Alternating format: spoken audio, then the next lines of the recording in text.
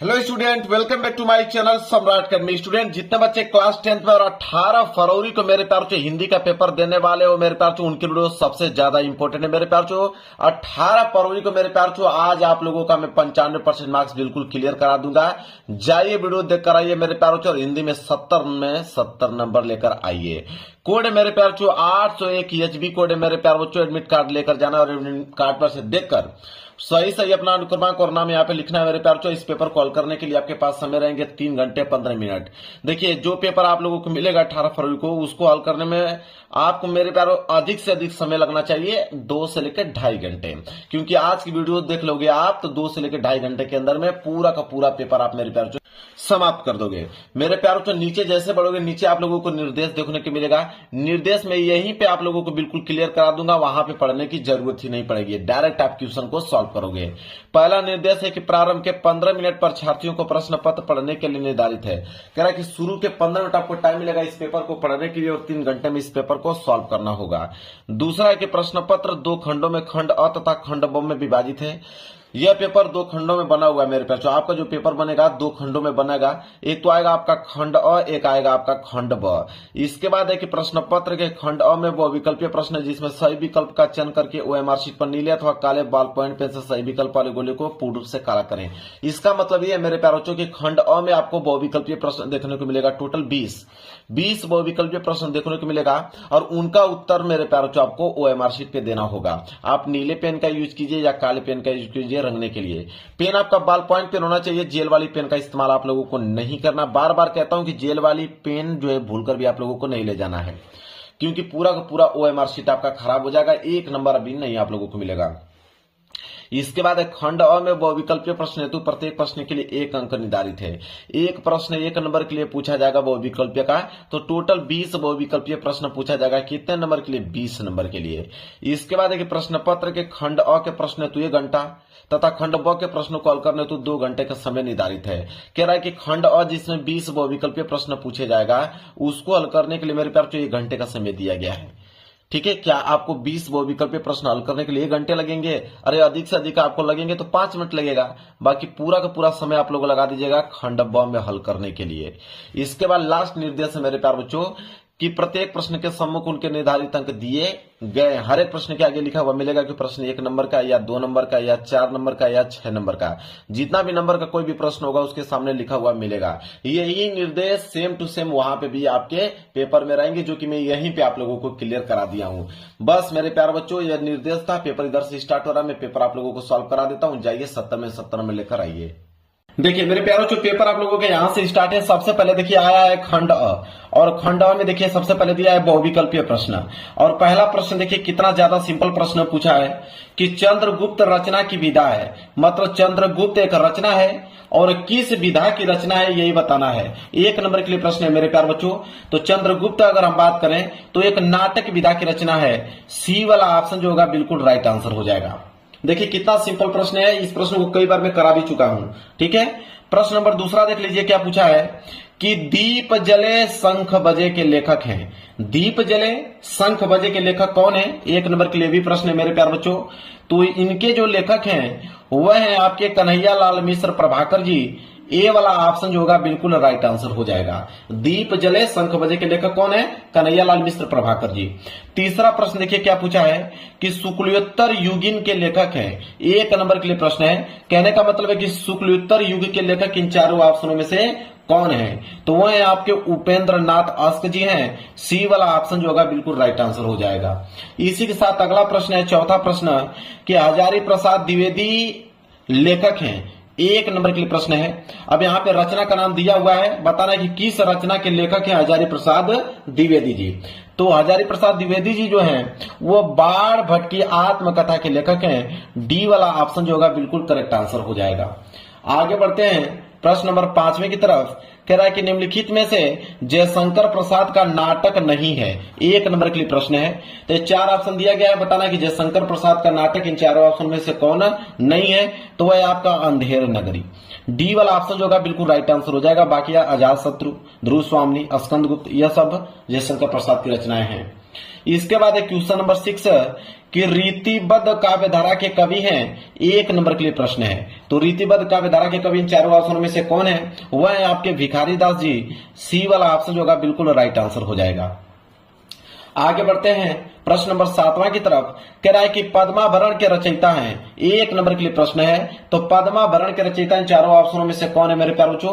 तो पद से पद्माकर जी। इस तरह ट्रिक बनाकर आप याद कर सकते हो। 7वें का सी वाला ऑप्शन जो होगा बिल्कुल राइट आंसर हो जाएगा। चलिए आगे चलते हैं प्रश्न संख्या 8वें की तरफ। कह रहा है कि सूर्यकांत त्रिपाठी निराला की रचना है, 1 नंबर के लिए प्रश्न है। तो सूर्यकांत त्रिपाठी निराला की रचना इन चारों ऑप्शनों में से कौन है? तो वह है आपकी राम की शक्ति पूजा। राम की शक्ति पूजा जो है सूर्यकांत त्रिपाठी निराला जी की रचना है। प्रश्न संख्या 9 देख लीजिए। प्रयोगवादी कवि हैं, 1 नंबर के लिए प्रश्न है। तो प्रयोगवादी कवि हैं इन चारों ऑप्शनों में से कौन है?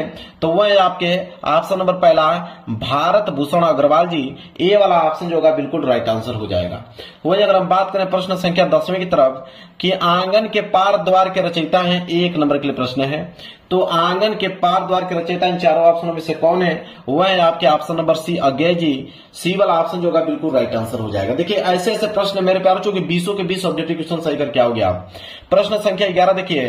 करुण रस का स्थायी भाव है, 1 नंबर के लिए प्रश्न है। तो करुण रस का स्थायी भाव क्या होता है मेरे प्यारे बच्चों? शोक होता है। करुण रस का स्थायी भाव क्या होता है? शोक होता है। बी वाला ऑप्शन जो होगा बिल्कुल राइट आंसर हो जाएगा।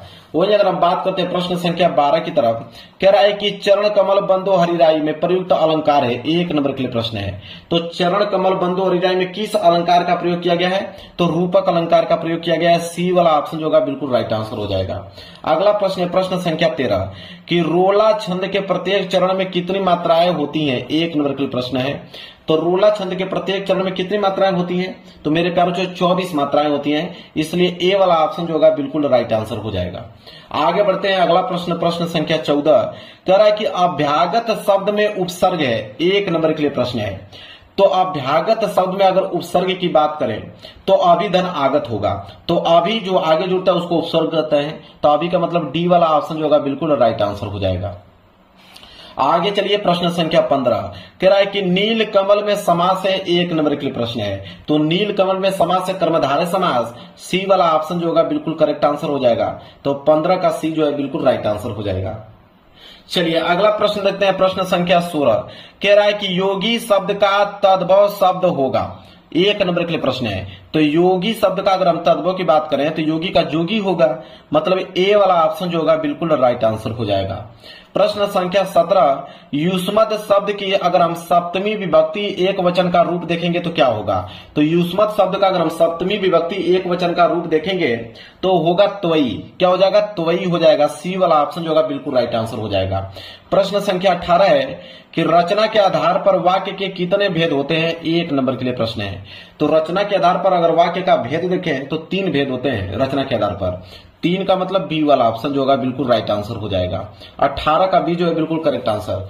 अगला प्रश्न है प्रश्न संख्या 19 कि भाववाच्य में प्रधानता होती है, 1 नंबर के लिए प्रश्न है। तो भाववाच्य में जो प्रधानता होती है वो क्रिया की होती है। किसकी? क्रिया की। सी वाला ऑप्शन जो होगा बिल्कुल राइट आंसर हो जाएगा। लास्ट प्रश्न है 20वां प्रश्न बहुविकल्पीय का कि अविकारी शब्द है, 1 नंबर के लिए प्रश्न है। तो अविकारी शब्द इन चारों ऑप्शन में से कौन है? यथासंभव। सी वाला ऑप्शन जो होगा बिल्कुल राइट आंसर हो जाएगा। अब मेरे प्यारों जो मैंने 20 बहुविकल्पीय प्रश्नों का जवाब तुरंत बता दिया और आप याद कर लीजिए और 20 के 20 ऑब्जेक्टिव क्वेश्चन बिल्कुल आप लोगों को सही करके आना है। इसके बाद कहानी स्टार्ट होगी खंड ब की। खंड ब दिया है, खंड ब में आपके वर्णात्मक प्रश्न रहेंगे। नीचे देखिए कौन सा प्रश्न दिया, प्रश्न संख्या 21। 20वें के बाद 21वां प्रश्न होगा और बोला है कि निम्नलिखित में से किसी एक गद्यांश पर आधारित सभी प्रश्नों को उत्तर दीजिए। और कितने नंबर? 6 नंबर के लिए है। 2 गद्यांश दिया है, एक आपका क वाला दिया गया है, क वाला नहीं कर पाओगे तो पीछे आपका अथवा करके ख वाला दिया है। तो दोनों में से कोई एक ही करना है। मैं दोनों का आंसर आपको बताऊंगा, जो आसान लगेगा उसको याद करके जाइएगा। पहले क वाला देखिए क्या है।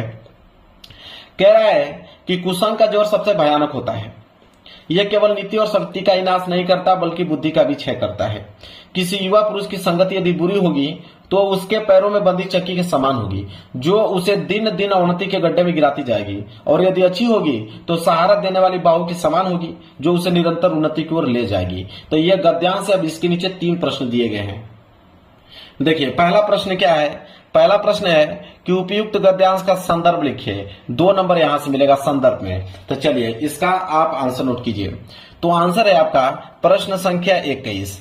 प्रश्न संख्या 21 का हम लोग क वाला कर रहे हैं और क में भी हम लोग पहला प्रश्न कर रहे हैं जो कि संदर्भ पूछा था। तो संदर्भ हेडिंग डालने के बाद लिखिए कि प्रस्तुत गद्य अवतरण या गद्यांश आप कह सकते हो कि प्रस्तुत गद्यांश या प्रस्तुत गद्य अवतरण दोनों चीज एक ही है। तो प्रस्तुत गद्यांश आचार्य रामचंद्र शुक्ल द्वारा लिखित एवं हमारी पाठ्य पुस्तक हिंदी के गद्य खंड में संकलित मित्रता नामक निबंध से अवतरित है। मेरे प्यारे बच्चों, ये मित्रता चैप्टर से लिया गया है गद्यांश और इसके लेखक जो हैं वो कौन है? आचार्य रामचंद्र शुक्ल जी हैं। बस 2 ही पॉइंट लिखना होता है संदर्भ में कि किस चैप्टर से लिया गया है और उसके लेखक कौन है। 2 पॉइंट लिख दोगे 2 नंबर आपको मिल जाएगा। इसके बाद दूसरा प्रश्न देखेंगे। दूसरा प्रश्न है कि गद्यांश के रेखांकित अंश की व्याख्या कीजिए। 2 नंबर मिलेगा। व्याख्या बताना है। जहां तक अंडरलाइन किया गया था मैं दिखाता हूं आप लोगों को। देखिए व्याख्या किया गया था यहां तक कि किसी युवा पुरुष की संगति यदि बुरी होगी तो वह उसके पैरों में बंधी चक्की के समान होगी जो उसे दिन दिन अवनति के गड्ढे में गिराती जाएगी, और यदि अच्छी होगी तो सहारा देने वाली बाहु के समान होगी जो उसे निरंतर उन्नति की ओर ले जाएगी। क्लियर है? अब इसका हमें बताना है व्याख्या। इस रेखांकित अंश का व्याख्या बताना है। चलिए नोट कीजिए व्याख्या कैसे लिखेंगे। नोट कीजिए दूसरा का लिखेंगे कि मानव जीवन में युवा अवस्था सर्वाधिक महत्वपूर्ण होती है।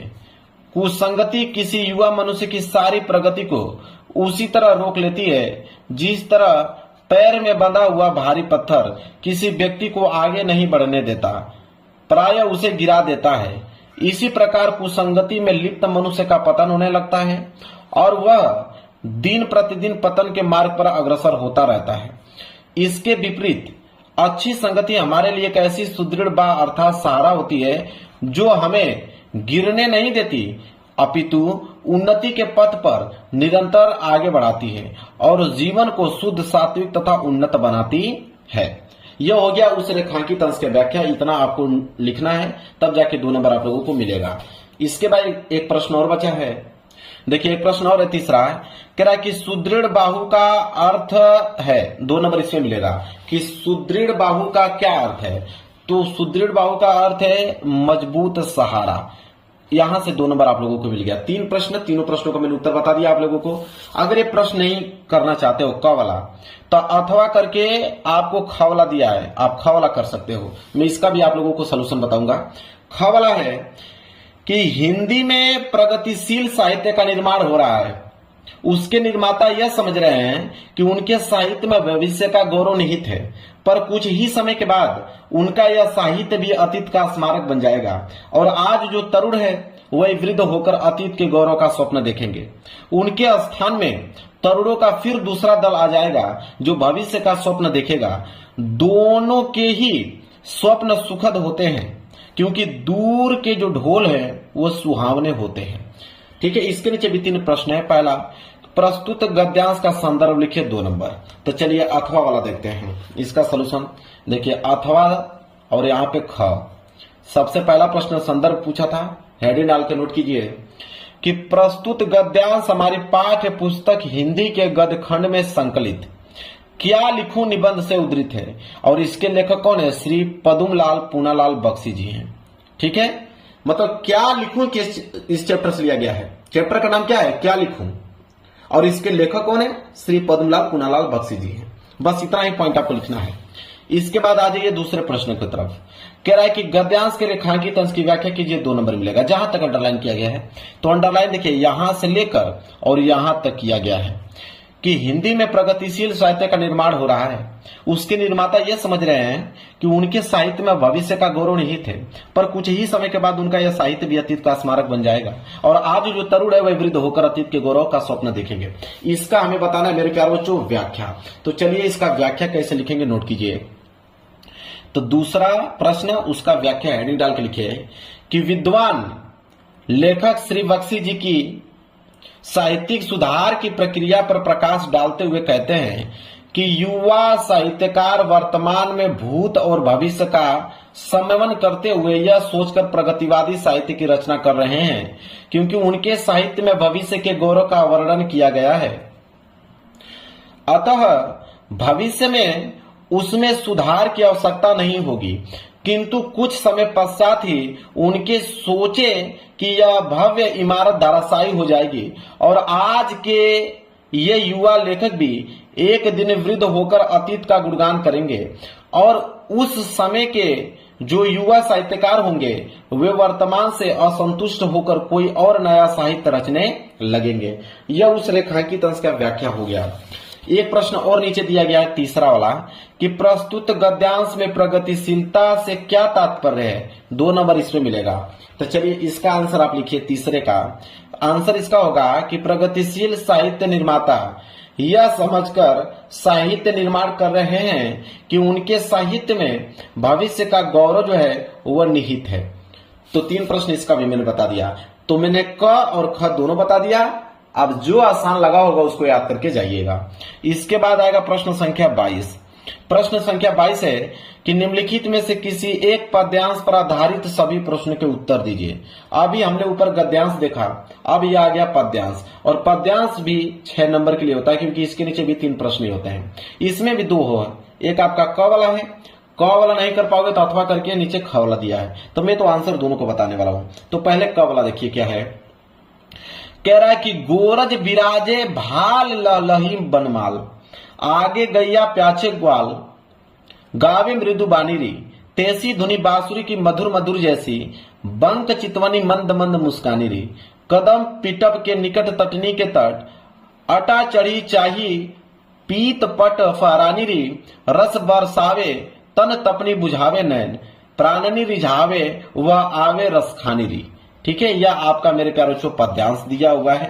इसके नीचे 3 प्रश्न में दिखाता हूं आप लोगों को। देखिए, जिसमें से पहला प्रश्न है कि उपयुक्त पद्यांश का संदर्भ लिखिए, 2 नंबर मिलेगा। तो चलिए इसका संदर्भ देखते हैं। तो देखिए यहाँ पे प्रश्न संख्या 22 का क और क में भी पहला प्रश्न संदर्भ, हेडिंग डाल लीजिए। लिखिए कि प्रस्तुत पद्यांश हमारी पाठ्य पुस्तक हिंदी के काव्य खंड में संकलित कविता शीर्षक से अवतरित है और इसके रचयिता कवि रसखान जी हैं और यह पद्यांश उनके प्रसिद्ध ग्रंथ सुजान रसखान से लिया गया है। बस संदर्भ आप लोगों का क्या हो गया, कंप्लीट हो गया। मतलब किस चैप्टर से लिया गया है, तो यह जो है मेरे प्यारे बच्चों यह लिया गया है सुजान रसखान से लिया गया है और इसके जो रचयिता हैं वह है रसखान जी। क्लियर है। चलिए आगे बात करते हैं। प्रश्न दूसरा कह रहा है कि गोरज के बीच कृष्ण के सुंदर रूप का सजीव चित्रण कवि ने किस प्रकार किया है। 2 नंबर इसमें मिलेगा। तो चलिए इसका आंसर नोट कीजिए। इसका आंसर होगा मेरे प्यारे बच्चों कि थोड़ा वर्णन करने के लिए दिया है तो मैं थोड़ा डिटेल में लिखा हूं कि प्रस्तुत पद्यांश में शाम के वक्त वन से गायों को चराकर लौटते हुए श्री कृष्ण के सौंदर्य का वर्णन करते हुए एक गोपी अपनी सखी से कहती है, हे सखी वह देखो श्री कृष्ण आ रहे हैं, उनके मस्तक पर गायों के पैर से उड़ने वाली धूल लगी है, गले में लहराती हुई ताजे वन फूलों की माला है, आगे आगे गायें आ रही हैं, उनके पीछे पीछे ग्वाले आ रहे हैं, वे मीठी वाणी में गाते आ रहे हैं, उनकी टेढ़ी दृष्टि और मंद मंद मुस्कान जितनी सुंदर है उतनी ही मधुर मधुर उनकी बांसुरी की ध्वनि है। हे सखी यमुना नदी के किनारे पर कदम के वृक्ष के नीचे श्री कृष्ण बहुत सुंदर लग रहे हैं, आओ अटारी पर चढ़कर उनके पीले वस्त्रों का फहराना देखो। देखो सखी वह रस आनंद की वर्षा करके शरीर की तपन को मिटा रहे हैं, वह आनंद का भंडार हमारी आंखों तथा प्राणों को रिझाता अत्यंत आनंद प्रदान करता है। क्लियर है। चलिए एक प्रश्न और नीचे दिया गया है, देखिए उसको तीसरा कि पद्यांश के रेखांकित अंश की व्याख्या कीजिए। 2 नंबर यहां पे मिलेगा। तो देखिए अंडरलाइन सिर्फ 2 लाइन पे किया गया है कि रस बरसावे तन तपनी बुझावे नैन, प्राणी रिझावे व आवे रस खानी री। इसका हमें क्या करना है, व्याख्या बताना है। तो चलिए इसका व्याख्या नोट कीजिए तीसरे प्रश्न का कि और हे सखी देखो वह रस आनंद की वर्षा करके शरीर की तपन को मिटा रहा है, वह आनंद का भंडार हमारी आंखों तथा प्राणों को रिझाता अत्यंत आनंद प्रदान करता है। यह हो गया उस रेखांकित अंश का व्याख्या। चलिए अगर ये वाला पद्यांश नहीं करना चाहते हैं क वाला तो पीछे अथवा करके ख वाला दिया है उसको कर लेना।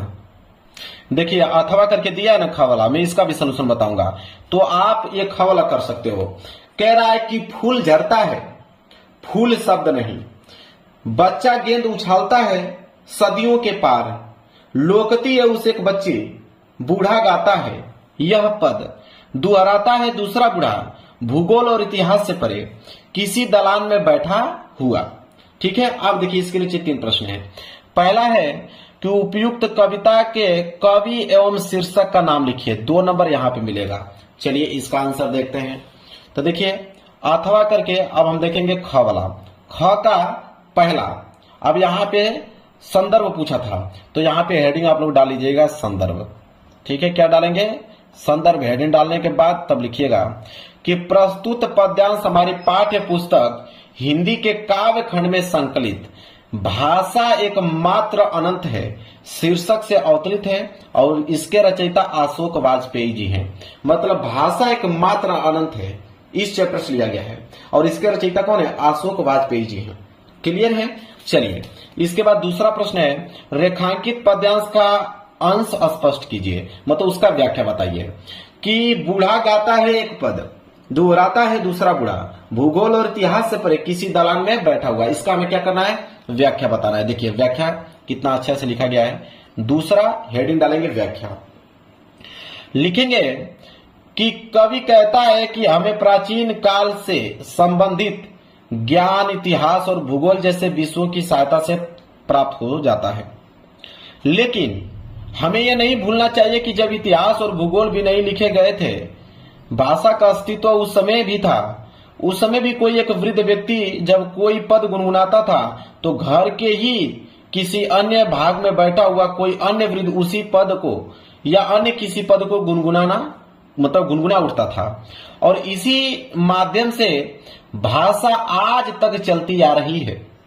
कवि के कहने का अभिप्राय है कि भाषा का विद्यमानता किसी न किसी रूप में सदैव रही है।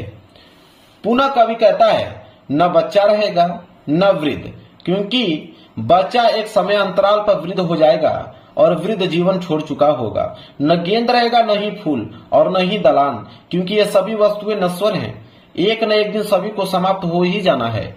लेकिन इन सबके समाप्त हो जाने के बाद भी शब्द बने रहेंगे, क्योंकि वह भाषा का ही एक भाग है और भाषा ही एकमात्र अनंत है। क्लियर है? चलिए एक प्रश्न और नीचे दिया गया है, उसको नोट कीजिए। कह रहा है कि कवि पद्यांश में किसकी विशेषता बता रहा है, 2 नंबर इसमें मिलेगा। तो चलिए देखते हैं। तो इसका आंसर नोट कीजिए, तीसरे का लिखेंगे कि प्रस्तुत पद्यांश में कवि ने प्रकृति की अन्य सभी वस्तुओं को नश्वर मानते हुए भाषा को एकमात्र अनंत मतलब अमर बताया है। क्लियर है? चलिए तो मैंने दोनों प्रश्नों का उत्तर बता दिया, क और ख। अब जो आसान लगा होगा उसको याद करके जाइएगा। इसके बाद आएगा प्रश्न संख्या 23। प्रश्न संख्या 23 क्या है? कह रहा है कि नीचे दिए गए संस्कृत गद्यांशों में से किसी एक का संदर्भ सहित हिंदी में अनुवाद कीजिए। अब संस्कृत का गद्यांश आ गया। संस्कृत का गद्यांश 5 नंबर के लिए पूछा है। 2 नंबर मिलता है संदर्भ और 3 नंबर मिलता है इसके हिंदी अनुवाद पे। इसमें भी 2 ऑप्शन है, एक आपका क वाला नहीं कर पाओगे तो अथवा करके पीछे आपका ख वाला दिया है।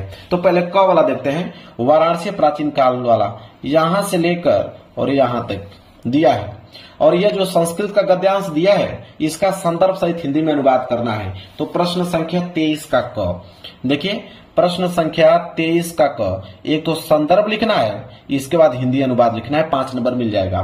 तो संदर्भ लिखिए, प्रस्तुत संस्कृत गद्यांश हिंदी पाठ्य पुस्तक के वाराणसी पाठ से लिया गया, मतलब वाराणसी पाठ से लिया गया है। बस इतना ही लिखना है, 2 नंबर मिल जाएगा। इसके बाद इसका हिंदी अनुवाद क्या होगा उसको नोट कीजिए कि वाराणसी में प्राचीन काल से ही घर घर में विद्या की दिव्य ज्योति प्रकाशित होती रही है और वर्तमान में भी यह संस्कृत वाणी की धारा निरंतर प्रवाहित रहती है और लोगों को ज्ञान बढ़ाती है। यहाँ पर अनेक उच्च कोटि के आचार्य तथा विद्वान के द्वारा वैदिक साहित्य के अध्ययन और अध्यापन में आज भी प्रयासरत है। ठीक है, ये हो गया इसका हिंदी अनुवाद। अगर ये नहीं करना चाहते हो वाराणसी वाला तो अथवा करके पीछे दिया मैं दिखाता हूं। देखिए ख वाला दिया, आप इसको कर सकते हो। ठीक है, जो कि यहां से लेकर यहां तक है अगर क वाला नहीं करना चाहते हो तो आप ख वाला कर लो। इसका भी सेम आपको संदर्भ सहित हिंदी में अनुवाद करना है, 5 नंबर इस पे भी मिल जाएगा। देखिए अथवा करके ख, लेकिन दोनों में से कोई एक ही करना है, आपको याद रखें। इसका संदर्भ आप नोट कीजिए। संदर्भ इसका होगा कि प्रस्तुत गद्यांश हमारी पाठ्य पुस्तक हिंदी के संस्कृत खंड में संकलित प्रभुत्व ग्रामीण पाठ से उद्धृत है, मतलब प्रभुत्व ग्रामीण चैप्टर से लिया गया है। अगर हिंदी अनुवाद बात करें कि इसका हिंदी में अनुवाद क्या होगा, तो नोट कीजिए कि इसी समय उस गांव वाले का गांव आ गया, वह हंसा और ट्रेन से उतरकर अपने गांव की ओर चला गया। नागरिक जो है शर्मिंदा होकर चुप रहा। सभी यात्री उस बातूनी नागरिक पर हंसे। तब नागरिक को एहसास हुआ कि ज्ञान हर जगह संभव है। क्लियर है? चलिए आगे चलते हैं। प्रश्न संख्या 24। प्रश्न संख्या 24 है कि नीचे दिए गए संस्कृत श्लोक में से किसी एक का संदर्भ सहित हिंदी में अनुवाद कीजिए। संस्कृत के श्लोक को ही हम लोग संस्कृत का पद्यांश कहते हैं। अभी हमने संस्कृत का गद्यांश देखा है, अभी आ गया संस्कृत का पद्यांश। संस्कृत का पद्यांश भी 5 नंबर के लिए पूछा गया है। इसमें भी 2 नंबर आपका मिलता है संदर्भ में और 3 नंबर हिंदी अनुवाद में मिलता है। इसमें भी 2 ऑप्शन है, एक आपका क वाला है, क वाला नहीं कर पाओगे तो अथवा करके नीचे आपका ख वाला दिया है। तो पहले हम क वाला देखते हैं। तो क वाला देखिए यहां से लेकर यहां तक है, नीर क्षीर विवेके वाला। ठीक है, इसका हमें संदर्भ सहित हिंदी में अनुवाद करना है। 24 का क देखिए, यह है आपका 24 का क, एक आपका संदर्भ लिखना है, फिर हिंदी अनुवाद लिखना है। तो संदर्भ नोट कीजिए कि प्रस्तुत श्लोक हमारी पाठ्य पुस्तक हिंदी के संस्कृत खंड अनुयुक्ति विलास से लिया गया है, मतलब अनुयुक्ति विलास चैप्टर से लिया गया है। अगर हिंदी अनुवाद की अगर हम बात करें कि इसका हिंदी अनुवाद क्या होगा, तो हिंदी अनुवाद इसका होगा कि हे हंस, यदि तुम ही दूध और पानी को अलग करने में आलस करोगे तो अब इस संसार में अपने कुल धर्म का पालन कौन करेगा। अर्थात यदि विवेकशील लोग ही अपने कर्तव्य पालन में आलस करेंगे तो फिर अपने कुल धर्म का पालन कौन करेगा। तो ये संदर्भ और हिंदी अनुवाद हो गया। अगर ये प्रश्न नहीं करना चाहते हो तो अथवा करके आपका दिया हुआ है ये नीचे, ठीक है, आप इसका लिख सकते हो संदर्भ सहित हिंदी में अनुवाद। तो चलिए इसका देखिए अथवा करके। अब इसका हिंदी अनुवाद में डायरेक्ट लिखा हूं, संदर्भ भूल गया हूं, तो संदर्भ में इसका होमवर्क देता हूं। आप लोग भी तो कुछ अपने से कीजिए। तो संदर्भ मैंने दे दिया इसका होमवर्क और इसका हिंदी अनुवाद मैं बता देता हूं। हिंदी अनुवाद होगा कि धर्म का मुख्य स्थान उदारता है, यश का मुख्य स्थान दान है, स्वर्ग का मुख्य स्थान सत्य और सुख का मुख्य स्थान जो है वह शील है। यह उसका हिंदी अनुवाद हो गया। तो दोनों में से कोई भी एक करके चले आइएगा, या तो क वाला या तो ख वाला। अब आगे बढ़ते हैं। प्रश्न संख्या 25 कह रहा है कि अपने पठित खंडकाव्य के आधार पर निम्नलिखित में से किसी एक प्रश्न का उत्तर दीजिए। 3 नंबर मिलेगा खंडकाव्य पे, और खंडकाव्य जिला वाइज जाता है। जो आपके जिला में पूछा जाता है वही आपको एग्जाम में करना होगा।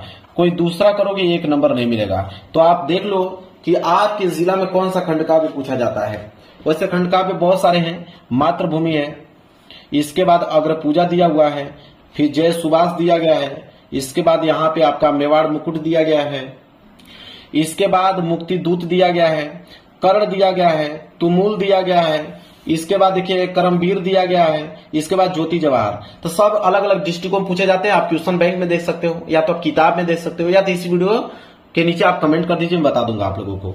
क्लियर है? चलिए इसके बाद आता है प्रश्न संख्या 26 का क।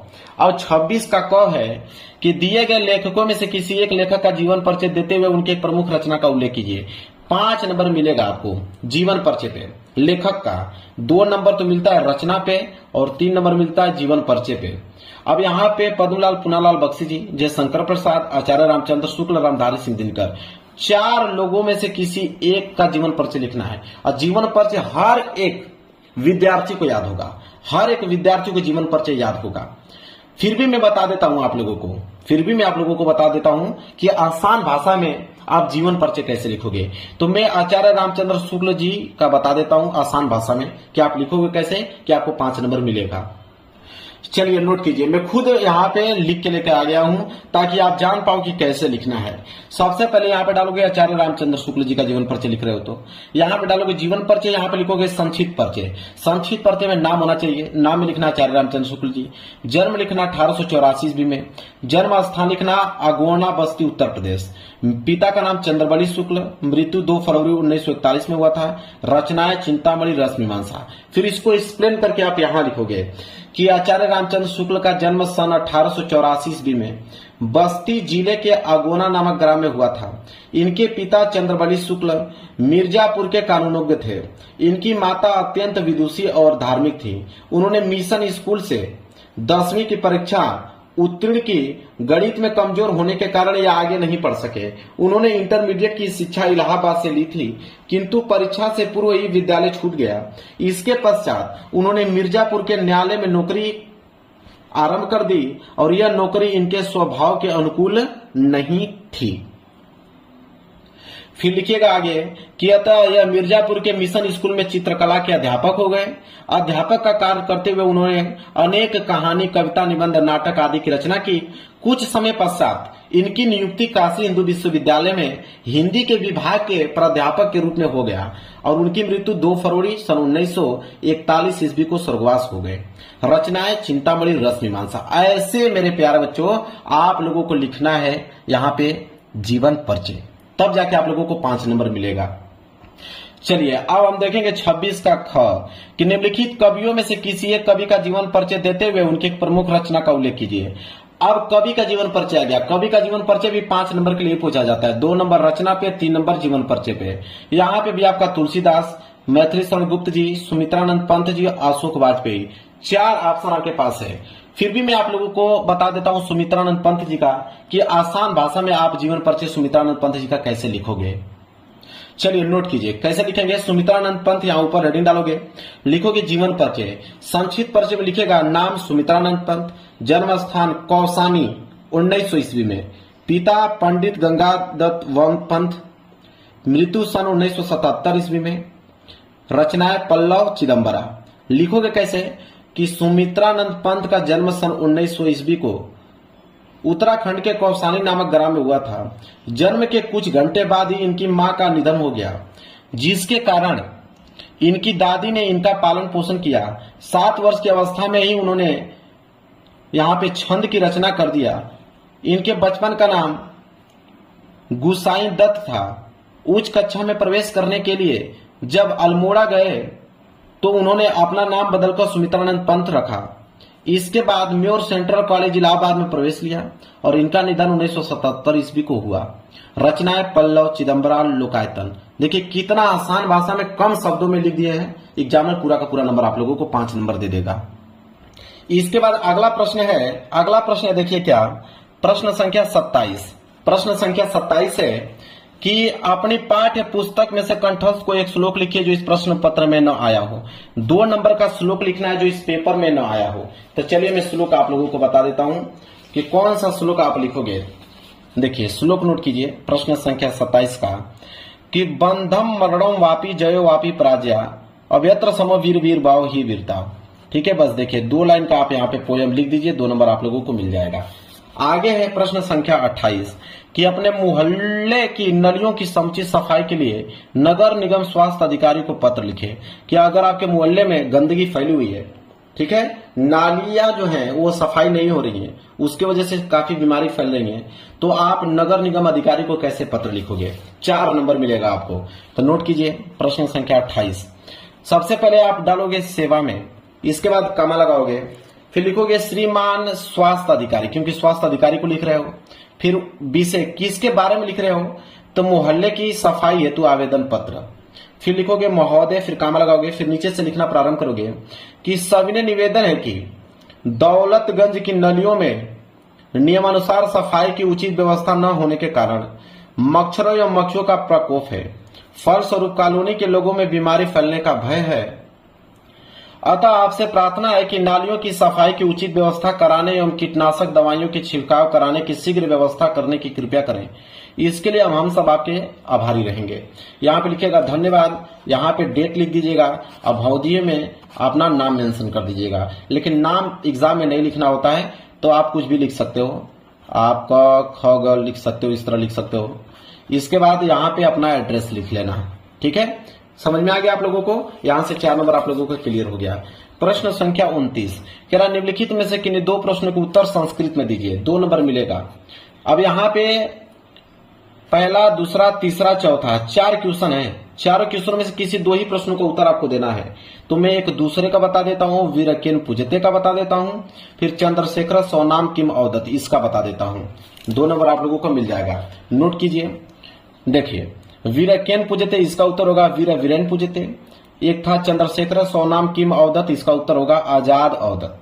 क्लियर है, 2 नंबर मिल गया, 1 नंबर यहां से, 1 नंबर यहां से। चलिए आगे बात करते हैं। अगला प्रश्न है और लास्ट प्रश्न है इस पेपर का 30वां कि निम्नलिखित में से किसी एक विषय पर निबंध लिखिए, 7 नंबर मिलेगा। निबंध बिल्कुल आसान भाषा में आप लोगों को लिखना है ताकि एग्जामिनर पढ़े तुरंत नंबर दे दे। आपके पास ऑप्शन है, पहला आतंकवाद का कारण और निवारण पे, दूसरा है देश प्रेम पे, तीसरा है विज्ञान वरदान या अभिशाप, चौथा है विद्यार्थी जीवन में खेल का महत्व। अब 4 में से किसी एक विषय पर निबंध लिखना है। मैं देश प्रेम पे लिख के आप लोगों को निबंध बता देता हूं बिल्कुल आसान भाषा में। देखिए, आप डालोगे देश प्रेम हेडिंग, फिर लिखोगे रूपरेखा। रूपरेखा में आप 5 हेडिंग डालोगे, एक प्रस्तावना, एक स्वदेश का अर्थ, एक स्वदेश प्रेम का वास्तविक स्वरूप, इसके बाद एक डालोगे स्वदेश प्रेम के उदाहरण, इसके बाद उपसंहार। 5 हेडिंग में पूरा का पूरा मेंशन आप लोगों को कर देना है। पहला हेडिंग डालोगे प्रस्तावना, लिखोगे कि माता और जन्मभूमि की गरिमा स्वर्ग से ही बढ़कर है। जिस धरती की गोद में हमारे शरीर का पालन पोषण हुआ है उसके प्रति लगाव होना स्वाभाविक है। अपने देश के लिए हमें कुछ न कुछ त्याग अवश्य करना चाहिए। सच्चा सुख और उसी मनुष्य को मिलता है जिसके हृदय में देश का प्रेम सागर लहराया करता है। ये आपको प्रस्तावना में इतना मेंशन कर देना है। इसके बाद अगली हेडिंग रहेगी स्वदेश प्रेम का अर्थ। लिखोगे कि स्वदेश प्रेम से तात्पर्य देश के लिए मर मिटना ही नहीं बल्कि अपनी सेवा द्वारा देश की आर्थिक, सामाजिक, सांस्कृतिक आदि विभिन्न पक्षों का विकास करना भी है। इसे प्रत्येक कार्य जिससे स्वदेश का हित होता है स्वदेश प्रेम का प्रतीक है। जो व्यक्ति जिस पद पर है यदि वह वहां पर देश के हित का काम करे तो देश उन्नति भी होगा। इसके बाद अगली हेडिंग रहेगी स्वदेश प्रेम का वास्तविक स्वरूप। लिखोगे कि स्वदेश प्रेम हमें अपने देश को आगे बढ़ाने तथा दूसरे देशों से अपनी रक्षा करने के लिए दल का काम करता है। वह हमें त्याग एवं बलिदान का पाठ पढ़ाता है। देश की सुरक्षा के साथ वहां की सामाजिक एवं सांस्कृतिक सुरक्षा की ओर ध्यान दिलाता है। इसके बाद आप लास्ट हेडिंग डालोगे उपसंहार। लिखोगे आज हमारे देश में स्वतंत्र है, आज हमारे देश में स्वतंत्रता है। सदियों गुलामी के बाद हमें आजादी मिली है। हमें इस आजादी को अपने आने वाली पीढ़ियों के लिए सुख और समृद्धि का स्रोत बनाना चाहिए। यह तभी संभव है जब प्रत्येक नागरिक में स्वदेश प्रेम की भावना जाए जिससे हमें आजाद सदियों तक रह सके। देखिए ये भी लिखा गया है, 7 नंबर इस पे भी मिला है। ऐसे लिखोगे 7 नंबर आप लोगों को भी पेपर में मिलने वाला है। तो देखिए मेरे प्यार बच्चों, पूरा का पूरा इस पेपर का मैंने सोल्यूशन आप लोगों को बेहद अच्छे ढंग से और सरल तरीके से मैंने बता दिया। अगर आप भी हिंदी में 70 में 70 नंबर लाना चाहते हो तो इस पेपर को जरूर से जरूर तैयार करके जाना। वीडियो को लाइक कर देना, चैनल पर नए हो तो चैनल को जरूर सब्सक्राइब कर लेना। मिलेंगे एक प्यारे से नेक्स्ट वीडियो में, तब तक के लिए धन्यवाद।